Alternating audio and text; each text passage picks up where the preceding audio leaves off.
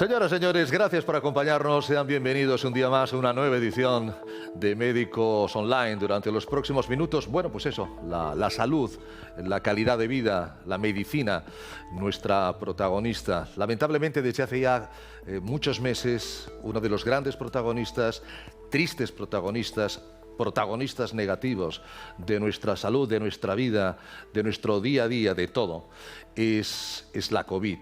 El COVID-19, el SARS-CoV-2, ese virus que nos ha cambiado la vida y que ahora, aunque estemos ya sin estado de alarma, pues evidentemente todavía hay que prestarle mucha atención.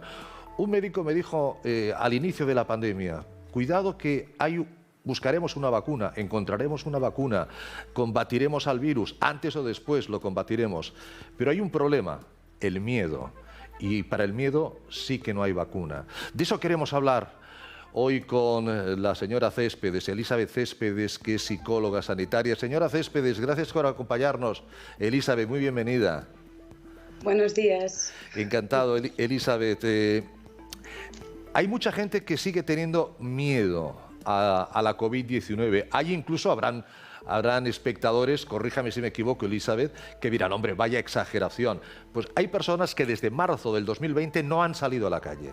Tienen miedo, bien porque son mayores, bien porque tienen algunas patologías que creen que les puede afectar muy directamente, o simplemente porque el miedo les atenaza. ¿Estoy diciendo alguna mentira, Elizabeth? No, es cierto que hay muchas personas con mucho miedo, no todo el mundo, ¿no? Están encerrados en casa, pero sí que hay muchas personas que sí, y otras que han cambiado totalmente sus hábitos, que tienen miedo a socializar, a quedar, y que les está limitando bastante. Claro, como siempre decimos, el miedo, bueno, lo incluimos dentro de la patología cuando te afecta claramente a tu esfera personal, familiar, laboral, social. ¿Qué síntomas podría yo tener para decir, cuidado, Ricardo, que tú le tienes una fobia a la COVID-19 como hay gente que la tiene a las arañas o a los ascensores? Vale, como bien dices, ¿no? Hay una parte obvia que es cuando empieza a limitar directamente en la vida diaria de la persona, desde miedo a insomnio, agitación, nerviosismo, empezar a no querer salir de casa, cosas que antes se hacían, ¿no? Como ir a comprar, que ahora empiezas a evitarlo, no querer socializar, limpiar mucho también, ¿no? La comida, toda una serie de cambios ansiosos que se han empezado a fomentar. Y es como que ya no se está tranquilo, se ve muchísimo las noticias, el estar al día de todo de forma como compulsiva y obsesiva, que no puedes parar de estar mirando, ¿no? Ahora menos, pero sí que al principio con las noticias pasaba muchísimo, que tú podías estar todo el día entero viendo cómo aumentaban los números. Y mucha gente no sabía frenar allí. Todavía está ocurriendo. Yo no sé si como medio de comunicación también autoculparnos. Efectivamente, cada día nos dan las cifras de ingresados, de gente en la UCI, del ratio de posibilidades de contagio. Pero claro, al principio, fíjense, guantes. Recuerden que antes para entrar en un supermercado, ahora ya no, pero había que hacer cola, había que ponerse evidentemente la mascarilla, igual que ahora, pero los guantes, el gel, todo eso a mucha gente le cambió la vida. Digamos, esta no es mi vida habitual y a lo mejor no sé hacerle frente. Todo ese inicio de golpe que nos pilló a todos absolutamente desprevenidos es lo que hizo que mucha gente le cogiera miedo al virus. Sí, totalmente, ¿no? Era como algo que no se veía venir, que fue de golpe. Sí. Nunca habíamos vivido, ¿no? Y sobre todo los más jóvenes en general, pero nadie estaba preparado para una nueva pandemia. No, nadie. Ni los médicos, ni los políticos, ni la sociedad, nadie, efectivamente. Nos vino por sorpresa, Elizabeth. Nos vino por sorpresa con toda una serie de cambios, de pronto no se podía salir a la calle. El virus se transmitía de 1000 maneras, con los objetos todos desinfectados. Luego se dijo lo contrario, todo de noticias contradictorias, informaciones contradictorias y constantes. Pero como siempre buscamos la solución, nos gusta ser optimistas y entendemos, y por eso Elizabeth Céspedes, como psicóloga sanitaria, está aquí para decir, Mire, entendemos que usted pueda tener miedo, entendemos que usted pueda tener temor, respeto, son términos distintos, respeto, pero hay una solución. ¿Cómo la podemos conseguir, Elizabeth? Primero, imagino que afrontándolo y yendo a un profesional y explicarlo, ¿no? Primero es reconocerlo Claro. y sobre todo tener la libertad de poder expresarlo. Es decir, es una situación nueva en la que nadie estaba preparado. Entonces, el poder verbalizarlo y que los demás lo respeten también, de que se tiene más miedo, más respeto, que se quiere ir más precavido también, y poder respetar los límites de los demás. Esa parte también es importante, ¿no? Es si yo tengo miedo y me obligan, sentiré más miedo aún. Y encima sentiré también culpa y vergüenza. Claro. Y aún me voy a alejar más de los demás. Habrá habido personas que lo han pasado muy mal, personas que han estado ingresadas, personas que han estado en la UCI, personas que han visto como familiares suyos han fallecido y ni tan siquiera han podido despedirse, no han podido hacer el duelo, que es algo cuasi obligado. Se está comentando, señora Céspedes, que va a haber en la pospandemia, digamos así, cuando este virus lo hayamos controlado, no me atrevo a decir eliminado, pero sí controlado, que aparecerá mucha gente con muchos problemas psicológicos. ¿Está usted en esa línea? Y yo creo que hay muchísimos que ya están empezando a salir y que van a incrementar, ¿no? De trastornos del estado de ánimo, trastornos de ansiedad, ¿no? Hipocondría aumentada también, que ahora ya no es hipocondría, sería ansiedad por enfermedad, trastornos obsesivos compulsivos y sobre todo incluso fobia social, que se empezó a ver que después de todo el tema, ¿no? De estar encerrados, luego al quedar o ver a la gente en físico es como que salía más miedo e inseguridades también. Incrementaba, ¿no? O lo habrán entendido bien, o como no nos vemos y es virtual, ¿no? Se habrá quedado pensando que lo he dicho a malas o cómo lo habrá interpretado. Toda esa parte también estaba influenciando, ¿no? En las relaciones. Claro, es un tema que además lo podríamos abordar desde múltiples puntos de vista, ¿no? Desde la persona mayor que le dijeron, no, es usted una persona de riesgo, desde la persona más joven que dice, buah, no puedo ir a la universidad, esto de las clases online, fíjate qué cosa más rara, las familias que tuvieron que convertir el comedor en una casa, en una escuela, en la oficina. Por cierto, hablando de oficina, hay mucha gente que va a volver del teletrabajo, va a volver a casa, imagino, con la apertura del estado de alarma. Habrá gente que tendrá miedo de volver a encontrarse con sus compañeros justamente por el miedo social, por no saber si, bueno, el entorno va a ser seguro o no va a ser seguro. Seguramente. Es decir, habrá gente que podrá tener mucho miedo, otras personas con menor intensidad, pero que todos los cambios nos suelen costar. Entonces, el volver, y también depende de cómo se vuelva, ¿no? También de en qué momento les hacen volver el cambio de estar en casa a salir. Habrá una parte de ilusión, como al inicio de la pandemia, al principio cuando dijeron, no, todo el mundo en casa, la primera semana era como, no sabes bien qué pasa y estás contento. Sí. No, porque es como, uy, me quedo en casa, qué bien. Y luego empieza otra vez a la habituación. Pues un poco con el trabajo será lo mismo. Primero no iba a decir que nos costó quedarnos en casa, nos costó aprender el Zoom, el Skype, el Google Teams, todo eso, y ahora nos va a costar volver, Hay quien dice, pero oye, no te preocupes, que la gente se va vacunando, hay miles de vacunas cada día y la vacuna te va a proteger. Bueno, pues también ahí hay miedo. También ahí hay un porcentaje de la población, señora Céspedes, que le tiene un miedo a la vacuna tremendo. Sí.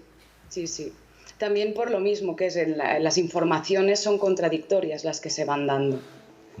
Entonces, cuando hay informaciones contradictorias es cuando se genera también el miedo. Claro. Y cuando se saca un caso de unos trombos en contra de 1 millón, que no ha pasado absolutamente nada, se focaliza en el problema. La solución es relativamente asequible, fácil, me refiero, para ustedes los psicólogos, es decir, el manejar un miedo a la COVID es similar a manejar otras patologías similares de hipocondría o similares de fobia. Vale, sí que es similar, con una pequeña diferencia como clara, que es, por ejemplo, si tú tienes fobia a las serpientes, la liberación es diferente. Yo no me encuentro con serpientes habitualmente. Claro.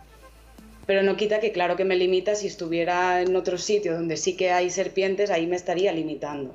La COVID es una enfermedad real, que ha venido, que está aquí y que todo el bombardeo que se ha dado ha incrementado esos miedos también. Entonces, tampoco sería sano el no me asusta para nada, cogerlo y ir sin ninguna precaución y hacer todo así como si nada, ¿no? Quizás es más puedo tomar medidas y precauciones, pero intentar que me limite lo mínimo posible en mi vida diaria. El miedo es humano, el miedo nos ayuda a sobrevivir en muchas ocasiones. Lo que ocurre es que el miedo también hay que saber controlarlo y para ello, como decíamos durante la charla con Elizabeth Céspedes, hay que verbalizarlo, hay que comentarlo, hay que acudir, no nos dé vergüenza acudir a un profesional y decirle: señora Céspedes, me da pánico salir de casa. Eso se puede hacer a través de una videollamada ahora mismo, a través de una teleconferencia para que no salga de casa, que eso también es una cuestión muy ventajosa que tenemos en los últimos tiempos, y así poco a poco, y un momento hay que decir, Elizabeth podrá decir: venga ya a verme a mi oficina, a mi despacho, a mi consulta, de una manera presencial, lo cual ya habremos dado un paso adelante. Elizabeth, me parece un tema apasionante del cual ojalá podamos seguir hablando. ¿Le parece? Y tanto. Pues gracias, señora Céspedes. Cuídese mucho y ha sido usted muy amable por acompañarnos.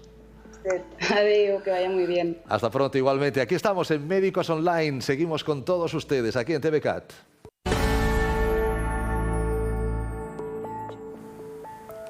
¿Qué duda cabe que llega el buen tiempo? ¿Qué duda cabe de que la gente va a empezar a salir, playas, piscinas, y ahí hay unos michelines, ahí hay unos kilos de más ganados durante el invierno, ganados incluso durante pandemias, confinamientos, que hay que intentar eliminar, pero hay que hacerlo siempre con salud, hay que hacerlo de una manera lógica, equilibrada, con sentido común. Hay gente que dice, no, yo voy a hacer deporte para ponerme en forma.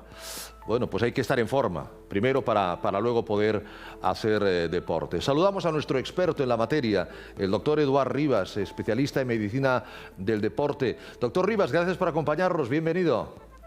Un saludo. Es correcto, ¿no?, que para hacer deporte hay que estar en forma. Para hacer deporte primero hemos tenido que pasar por aunque sea una mínima revisión médica, ¿no?, para saber cómo estamos.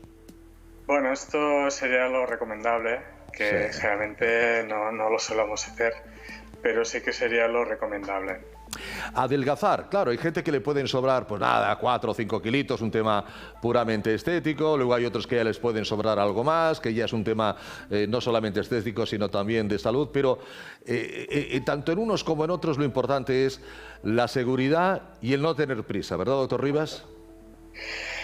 Bueno, si hacemos un enfoque un poco más correcto, un poco más completo, quizás deberíamos hablar de un cambio de estilo de vida. Claro. Un cambio de estilo de vida más saludable, no ya enfocarlo solo en adelgazar para llegar con un estándar visual o de estética al verano, sino, bueno, tener un hábito, un estilo de vida más saludable que inexorablemente nos llevará a este objetivo que en principio queríamos, ¿no?, que era llegar al verano con un poco más vistosos. Claro, pero el tema es que deberíamos de olvidarnos de llegar al verano un poco más vistosos, que también, sino llegar a la Navidad un poco más vistosos, llegar a la Semana Santa un poco más vistosos, y tener una vida un poco más vistosa, pero también desde el punto de vista saludable, ¿no?, que es lo que nos debe de ocupar.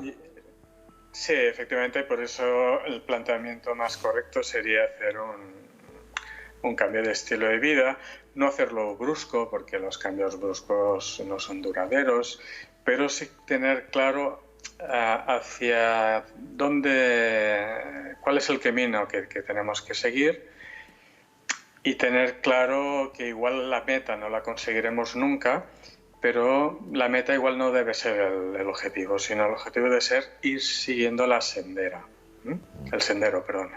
E ir bajando los kilos que evidentemente sobren, pero con buena alimentación, supongo, en los cambios de hábito, con moverse más, Sí. ¿Algún punto más en esa ecuación para cambiar nuestros hábitos, doctor Rivas?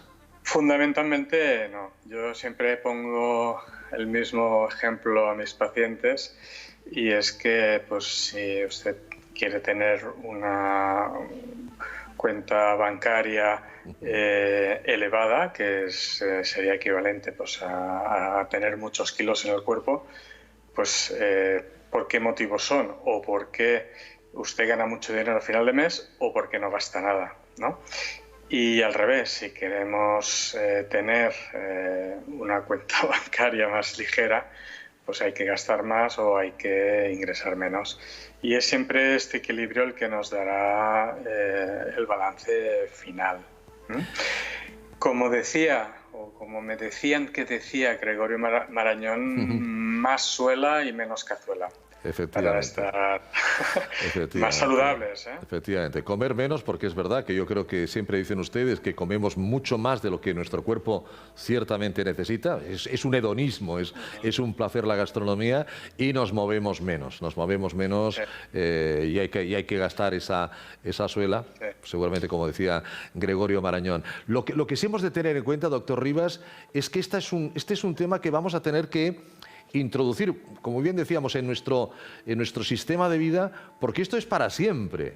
Esto es como la hipertensión, que es para siempre, como la diabetes, que es para siempre. Es decir, no vale, yo bajo esos 5 kilos y ahora ya me vuelvo otra vez a mi vida de antes. Ya sabemos que la obesidad es una enfermedad, no hace falta llegar a la obesidad, pero una persona propensa a ganar unos kilos lo va a ser durante toda su vida. Bien, el cambio de estilo de vida que siempre propongo a mis pacientes tiene dos vertientes. Una sería el incrementar un poco el gasto energético, sería haciendo ejercicio, y otro sería apostando por una dieta con una restricción calórica, es decir, comer un poco menos. No hay que basarlo todo ni en la dieta ni en el ejercicio, y os cuento.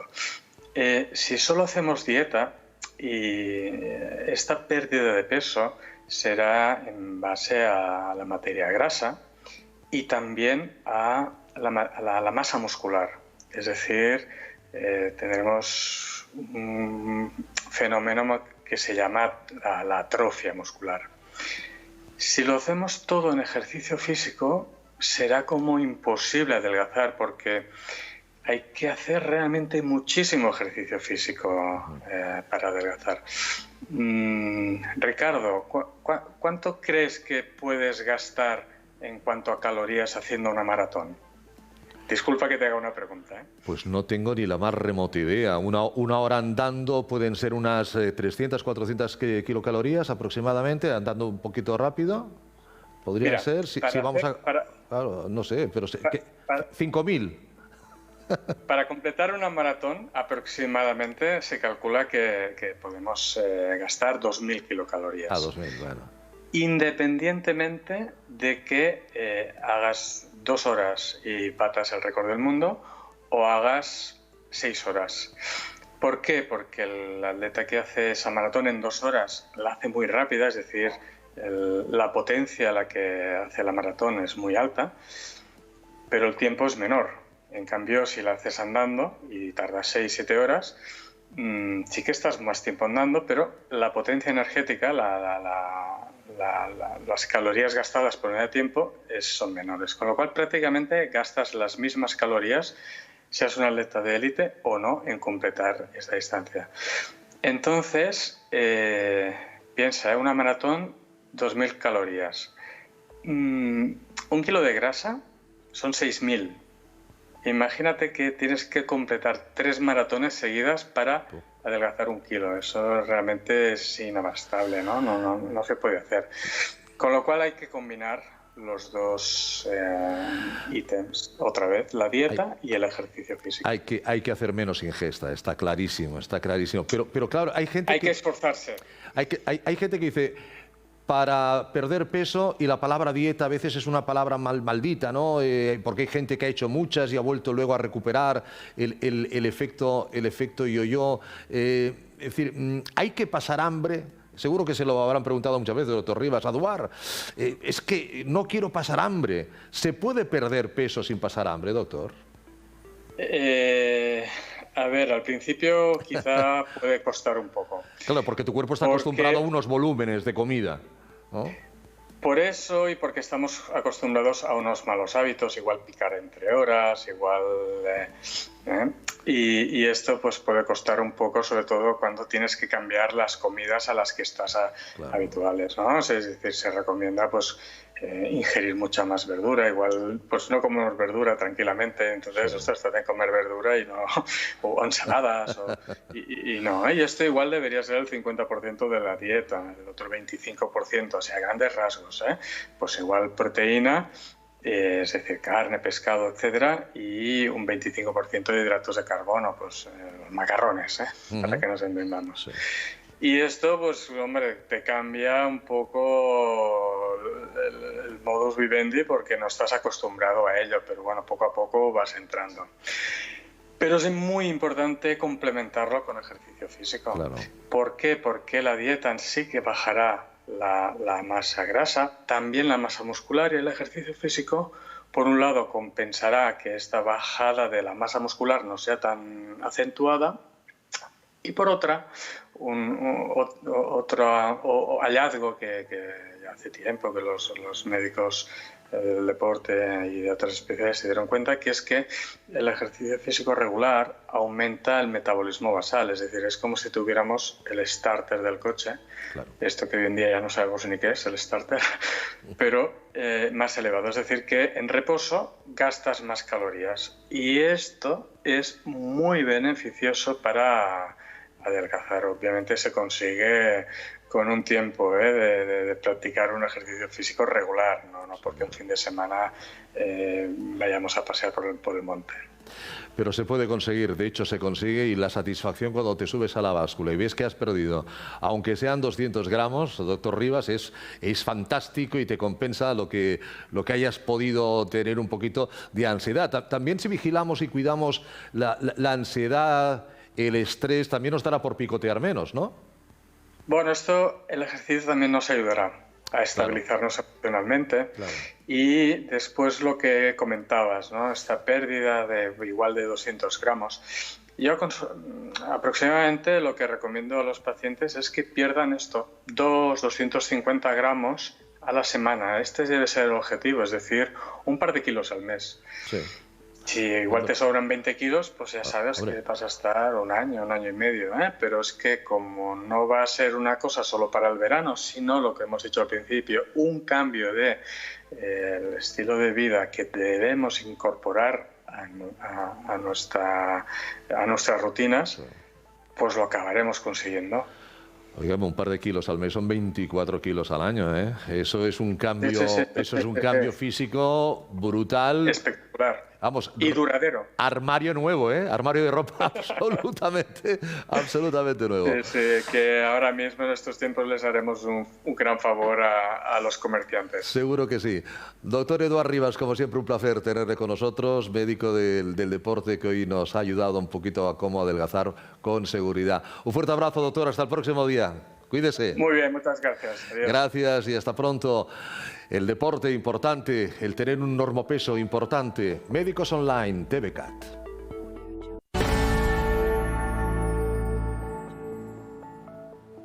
Bueno, pues continuamos con neurología. Ya saben que la neurología es una especialidad realmente apasionante, con muchísimos capítulos, muchísimas patologías y muchos súper especialistas. Son neurólogos especializados. Hablábamos de trastornos del movimiento, ahora vamos a abordar una patología que está lamentablemente muy frecuente y de la cual hay todavía un gran desconocimiento, como es la epilepsia. Nosotros vamos a saludar al doctor Francesc Sanmartí. El doctor Sanmartí es neurólogo y está especializado en la epilepsia en niños y adolescentes. Es director de la clínica que lleva su nombre, doctor Sanmartí. Doctor Sanmartí, bienvenido y gracias por acompañarnos, doctor. Muchas gracias, encantado de estar de nuevo con ustedes. Es un placer, es un placer. La epilepsia sigue siendo una gran desconocida en el año 2021, doctor Sanmartí.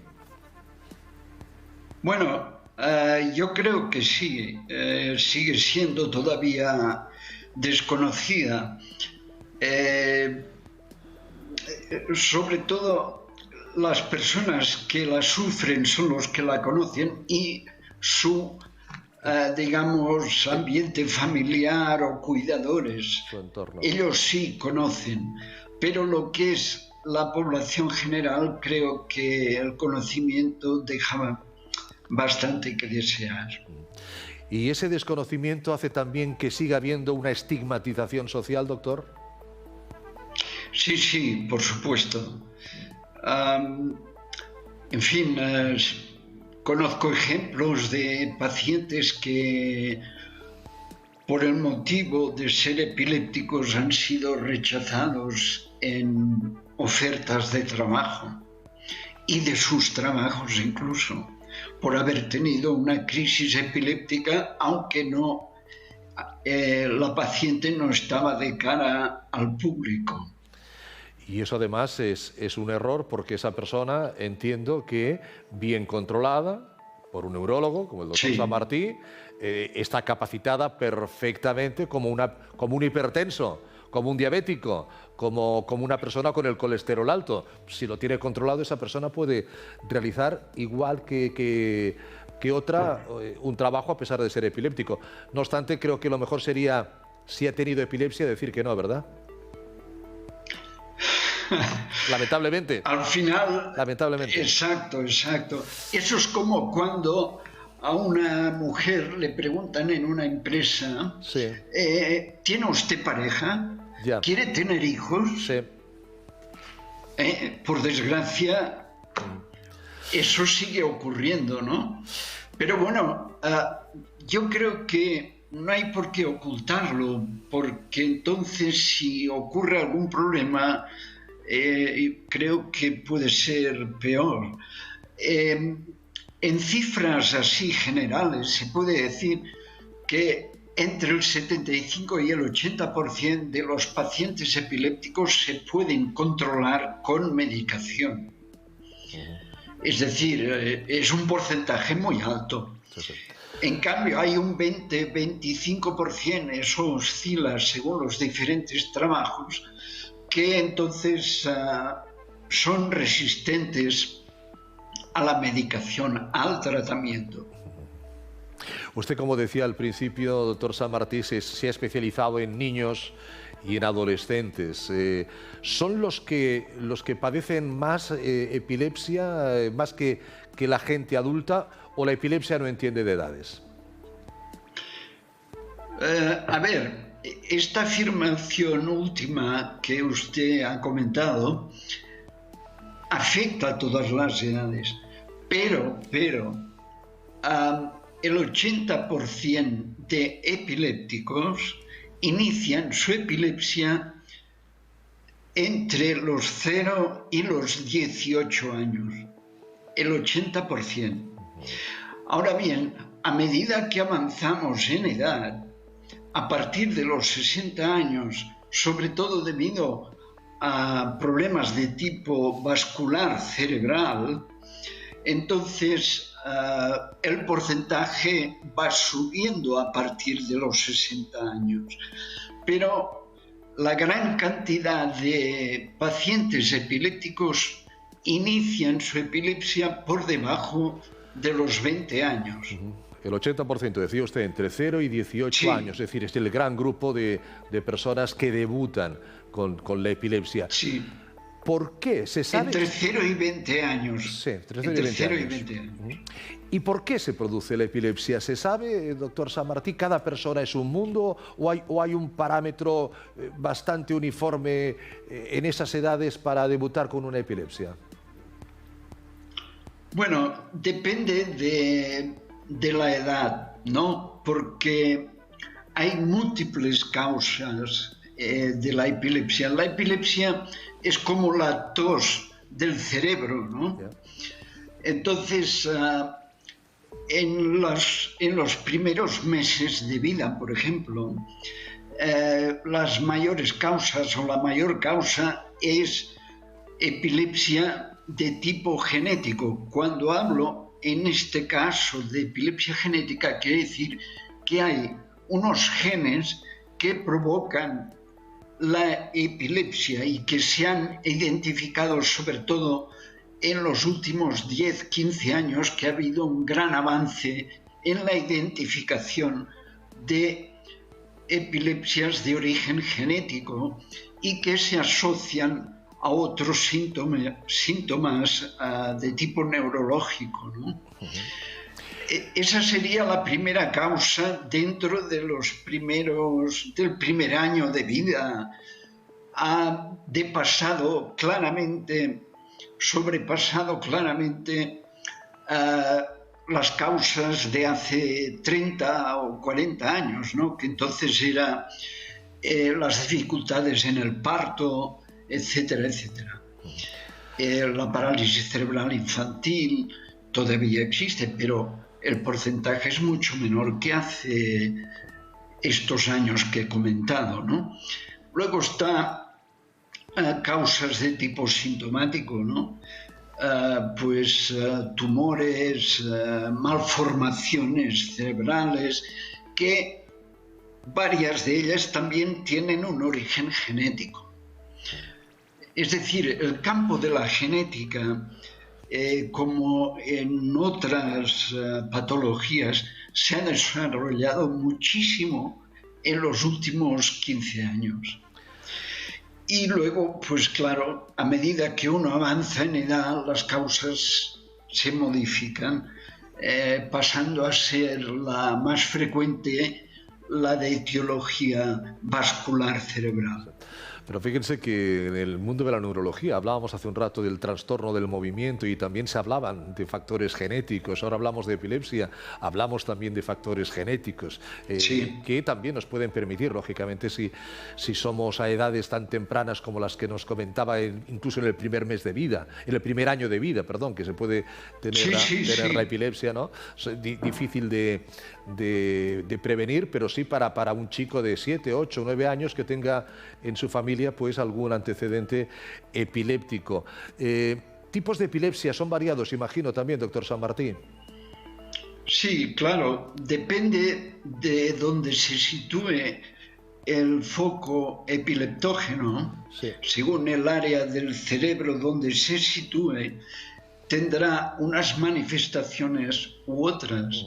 Es decir, si el foco se localiza a nivel occipital, pues habrá manifestaciones en el área visual. Si es en la zona motora, los síntomas serán principalmente de manifestaciones motoras, con sacudidas, etc. Si es en el lóbulo temporal, pues las manifestaciones son de otro tipo.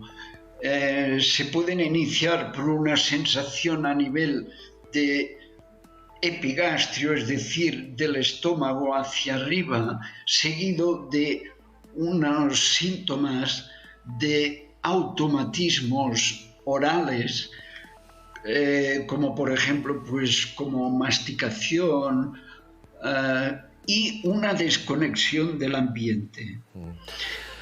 Eso en el lóbulo temporal. Luego, pues, en fin, dependiendo de la localización, tenemos unas manifestaciones u otras, ¿no? Claro. Lo que pasa es que globalmente se conoce sobre todo la epilepsia o las crisis de tipo gran mal, es decir, que el paciente cae desplomado al suelo con unas sacudidas, pero estas crisis no son las más frecuentes. Entiendo. Ni tampoco las que se llaman ausencias. Las ausencias sobre todo son frecuentes en los niños, pero no es el tipo de epilepsia más frecuente. Globalmente se puede decir que la epilepsia más frecuente es la epilepsia de tipo focal, es decir, la que se inicia en una zona determinada del cerebro y que luego puede generalizarse o no, o mantenerse en su zona focalizada. Es sin duda alguna un tema ciertamente apasionante. A mí me gustaría continuar hablando con el doctor San Martín en cualquier otro momento también para saber cómo podemos actuar ante un ataque de epilepsia que nos podemos encontrar en mitad de la calle y cómo podemos ayudar, cómo podemos solventarlo y conocer otras más cosas del gran mal, del petit mal, etcétera. Doctor Sanmartí, ha sido un placer volver a reencontrarnos. Cuídese mucho y le volvemos a llamar, ¿de acuerdo? Muchas gracias, un placer. Un placer, Francesc. Hasta siempre, nuestro buen amigo, experto en epilepsia, tanto pediátrica como infantil y adolescente. Nosotros estamos aquí en Médicos Online.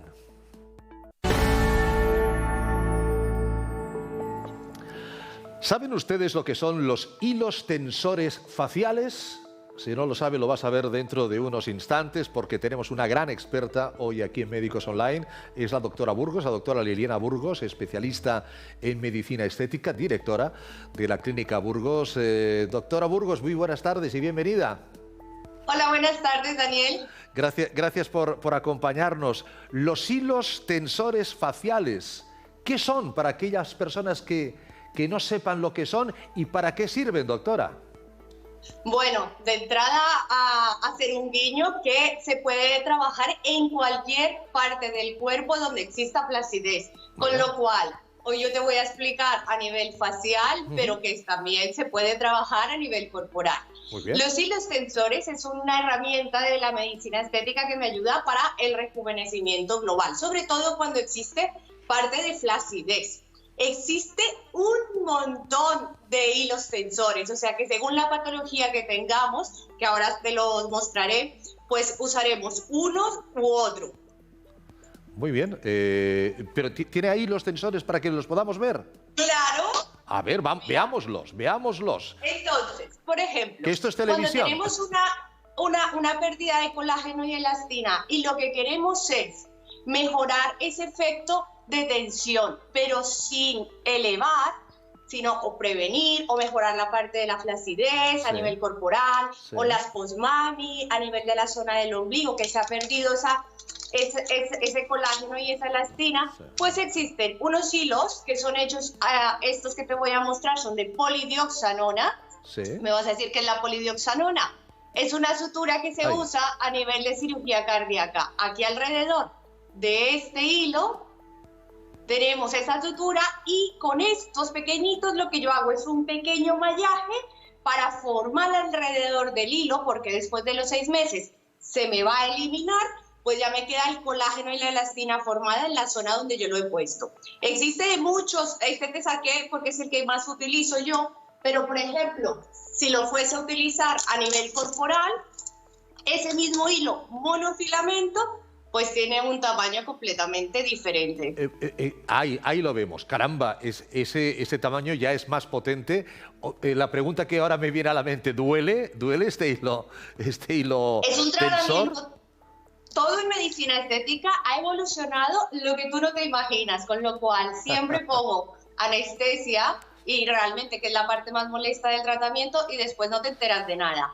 Esto es para formar colágeno y elastina, pero yo sobre todo trabajo hilos de tensores en la parte de reposición de nuestros volúmenes. ¿Qué pasa? Que cuando ya empezamos la fase de descensos faciales y tenemos todo que se nos está invirtiendo un poco la cara, entonces claro, si yo tengo una paciente con muchos volúmenes y si trabajo con fillers, ácidos hialurónicos o inductores, voy a tener la tendencia a inflar. Y entonces como no queremos eso, y lo que yo, por ejemplo, quiero trabajar en una cara rica en volúmenes es traerme todo a su sitio, con lo cual estos ya no me servirían. Entonces, ¿qué hilos trabajaría yo? Tengo 2 tipos de hilos. Uno que es de polidioxanona, que es el que yo te decía, que es la sutura de cirugía cardíaca, pero este en especial tiene una espícula. Entonces estamos hablando del mismo material, solo y únicamente que si ya te lo acerco aquí, ya no hace falta. Ahí. Para tu izquierda, ahí, perfecto. Si yo ya te lo acerco, fíjate que desde aquí ya se me ve a la colita el hilo. Pues este hilo tiene unas espículas a través del hilo, lo que va a hacer que en el primer momento cuando yo lo paso, ya me hace un efecto de tracción, porque esas espículas se abren y se anclan al tejido y entonces yo hago un efecto mecánico. Y exactamente al tener el mismo material que la polidioxanona, pues alrededor del hilo durante los siguientes 6 meses se me va a formar un colágeno tipo 1, tipo 3, que además de mejorarme la textura, como los hilos monofilamentos que yo te nombré, pues ya me hace una reposición de volúmenes. Por otro lado, hay otro tipo de hilos que también los uso muchísimo. Estos no te los puedo abrir porque vienen siempre en material estéril. Estos son unos Silhouette Soft. ¿Qué diferencia hay? Entonces, la diferencia es el material. Este material es un ácido poliláctico, entonces, y no tiene espículas, sino alrededor tiene conos. Con lo cual, la tracción, cuando yo lo paso, es a 360 grados, la duración es un poco más larga, más o menos de 2 años, pero bueno, ahí es importante identificar qué tipo de paciente. Cuando yo tengo una paciente muy mayor y con exceso de peso, prefiero estos. Pero si apenas quiero iniciar, prevenir y que me vaya durando más el tratamiento o para elevar, por ejemplo, la mirada, ya me decantaría, por ejemplo, con estos de ácido poliláctico. Me encanta la pasión con la que la doctora Burgos nos está contando. Bueno, hemos visto ahí prácticamente toda la colección de hilos que tiene en la Clínica Burgos. Me quedo con varias cosas y pregunto así, en plan batiburrillo. Uno, entiendo que desde el primer momento ya se nota, es decir, uno ya sale de la sesión con mejora, sobre todo en la zona de la cara. He oído varias veces 6 meses. Entiendo que es la duración de este tratamiento de colágeno. Y acabo de escuchar una persona mayor con obesidad. Entiendo que a cualquier edad, mientras esté indicado, mayores de edad... Yo tengo pacientes desde los 20 años y tengo pacientes de 90 años. O sea que lo importante en medicina estética sobre todo es hacer un buen diagnóstico, ser consciente de lo que se puede conseguir de cara a la edad de la persona, saber que se pueden combinar técnicas para tener un mejor resultado y sí, se nota desde el primer momento. La duración realmente, la intención del hilo es formar colágeno alrededor, o sea que este colágeno que ya el cuerpo, como yo siempre se los explico a las pacientes, como cuando yo me hago una cicatriz, pues cuando nos cortamos o nos hacemos una herida, todo el cuerpo ha reaccionado alrededor de esa zona y la piel se siente un poco más gruesa. O sea que realmente lo que estamos haciendo es una herida pues controlada, como para traducirlo. Qué maravilla, los hilos tensores. Perdona, ¿alguna contraindicación, doctora Burgos, para que quede claro? Mira, sobre todo en el tema de los materiales, antes existían hilos, porque parece que fuera novedad, pero se vienen usando desde hace muchos años. Entonces existieron los hilos de oro. Los hilos de oro, al ser permanentes, cualquier cosa que sea permanente en el tejido hace que el cuerpo reaccione y diga, esto no me pertenece y entonces lo voy a eliminar. Con lo cual, estos están prohibidos. Entonces, la sutura de la que yo te estoy hablando es la sutura que se viene usando a nivel de cirugía cardíaca. Y claro, creo que un cardiólogo no se puede permitir en decirte operado a cirugía abierta y te tengo que reoperar porque tenga reacción. O sea que no, son materiales muy seguros. Existen técnicas que no te puedes llegar a imaginar. Yo elevo punta de la nariz, cierro fosas nasales con hilos tensores. Formo colágeno alrededor de los senos. Por eso te decía, en cualquier parte del cuerpo se puede utilizar. Pues tenemos argumentos para más programas, doctora Burgos. Tenemos argumentos para más programas. Liliana, le agradezco mucho que haya estado con nosotros. Cuídese mucho. Vale, muchísimas gracias. Hasta pronto. Hasta pronto. Hasta luego, Daniel. Los hilos tensores, la doctora Burgos, ya lo saben, la medicina estética, que cada vez está aportándonos magníficos resultados en nuestra calidad de vida también y en nuestra imagen. Aquí, en Médicos Online, aquí en TVCAT.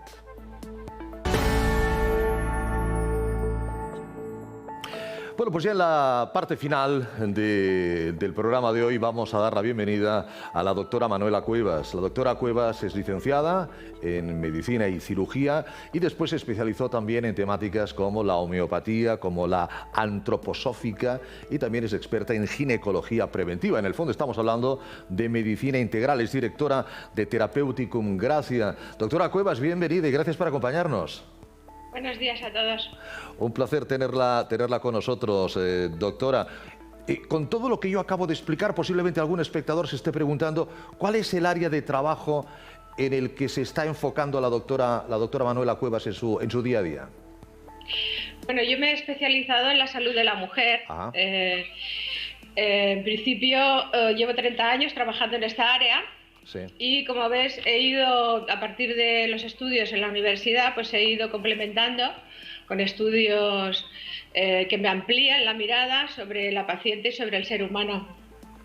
Con medicinas complementarias a la medicina, digamos, alopática. Vamos a centrarnos en el aspecto de la salud de la mujer.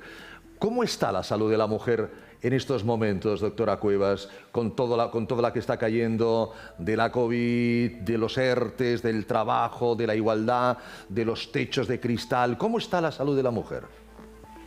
Bueno, como bien dices, es como que la mujer ha hecho un gran, largo y amplio recorrido por la igualdad de derechos. Sí. Y en esta lucha por los derechos, de alguna manera, se ha escindido de lo que es su cuerpo y su alma femenina.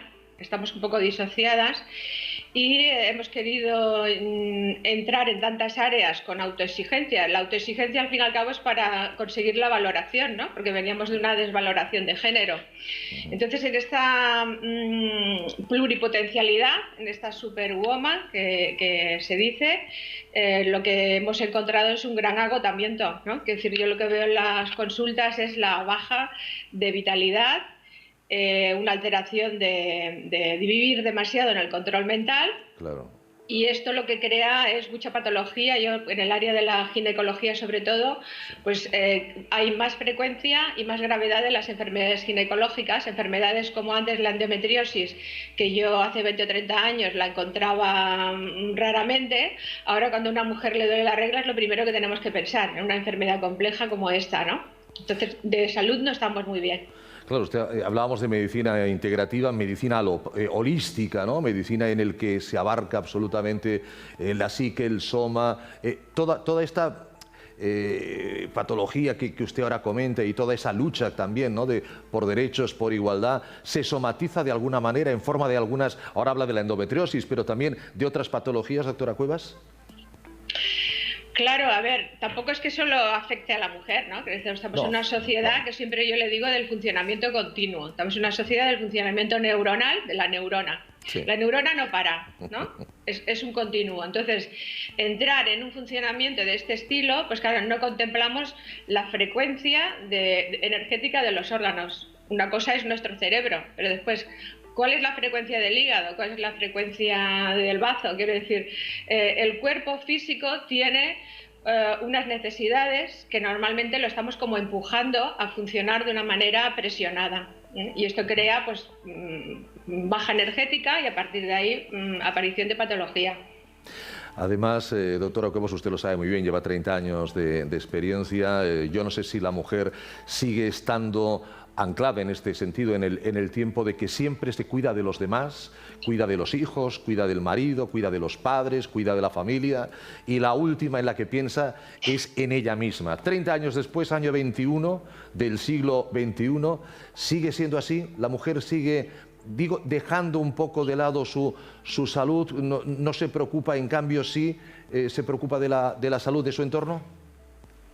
Sí, eso es curioso porque en realidad es como que cambia la forma en que aparece ese exceso de cuidado del otro, pero sigue estando, ¿no? Quiero decir, ahora el cuidado del otro es, pues yo tengo que trabajar, tengo que cuidar la casa, tengo que cuidar los hijos, entonces es un control, un exceso de control mental, una dificultad para delegar porque el hombre no se ha puesto las pilas y de alguna manera es lo que he comentado antes, hemos desarrollado unos derechos a nivel social o a nivel jurídico, X, a nivel de trabajo, pero lo que subyace a nivel emocional, que es el superar, ¿no? La desvaloración de género y sentirse con la autoestima más alta, sigue teniendo que hacerse ese trabajo. De hecho, los grupos, los círculos de mujeres en la actualidad, de mujeres más jóvenes, están trabajando con ese reconectar, con esa transformación, porque la verdadera liberación no parte solo de una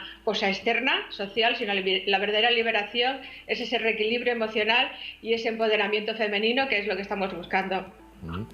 ¿En qué momento, doctora Cuevas, una mujer debería de llamar a su puerta? Debería llamar a Terapéuticum Gracia. Imagino que cuando habla de temas ginecológicos, primero irá al ginecólogo o a la ginecóloga. Cuando hablamos de otros trastornos, pues al especialista en la materia, lógicamente empezando siempre por atención primaria.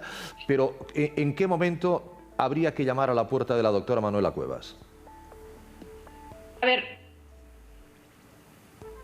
desesperadas, porque vienen con enfermedades, con problemas que no han encontrado solución en ningún otro sitio, por lo tanto me lo ponen bastante difícil a la hora de poder hacer una acción curativa. Yo creo que el mejor momento es cuando uno nota, cuando se enciende esa luz roja de que algo no va bien, porque lo ideal es prevenir.